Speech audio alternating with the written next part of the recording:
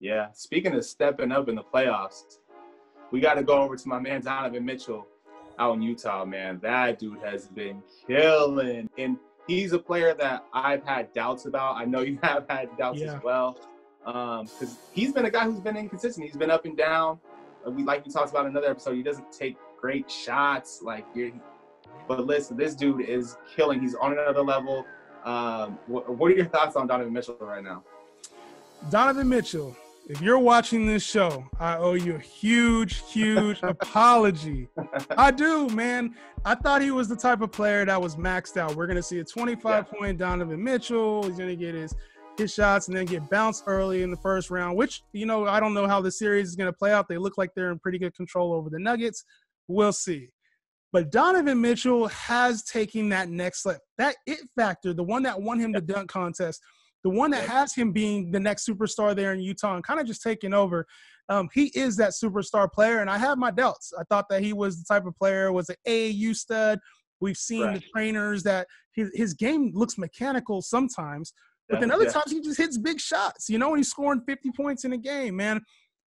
I had Donovan Mitchell 100% wrong. I got to admit it right now. We'll see how far he can take this Utah team, but Donovan Mitchell, he could be one of those players that has it, just doesn't have enough of it to get to a championship. I want to see a strong run from him these playoffs. He looks like he's going on full cylinders right now. Yeah, he's been looking great. What I've seen from him really is his willingness to just step up and be the man, Yeah.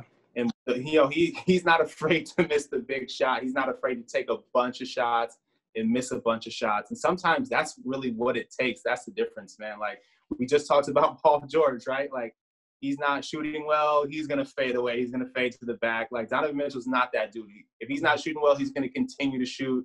He's going to continue to force it down your throat. Like if he's not shooting well, he's going to get to the basket. You know what I mean? Yeah. So like he really has stepped up and accepted his role as the man in Utah.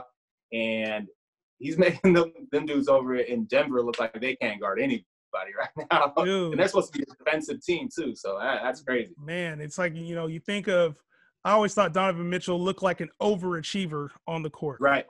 Like he wasn't supposed to be doing the things that he does. And in this moment right now, this series, he's proving a lot of people wrong because I think there was some serious doubt about can he be an undersized superstar? Right. 6'1", 2 guard, like that doesn't happen very often where you can come in and actually make that type of impact. And, I mean, I don't know. Unless this is all smoke and mirrors for a few games, he looks like he's ready to take ownership of this Utah team and ready to kind of get whoever's in his way, just knock him out, man. Yeah, no doubt. I've always I think his game kind of mirrors like a Dwayne Wade, right? Like he has that quickness, the ability to get to the basket. I think he's a little bit better of a shooter than Dwayne Wade, which is scary. So like, we'll see, man. This is a big test for him. That's a big year too. This is a big year to see kind of who he really is, and can he get a team past the second round, or is he another James Harden who just puts up crazy numbers, plays well, but doesn't have a lot of team success? We shall see, man. We shall.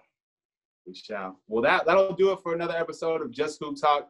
Thank you guys so much for tuning in. We really appreciate it. Feel free to hit that like button, subscribe, check us out on our podcast, show us some love. We appreciate y'all. Peace. We are out. Hey.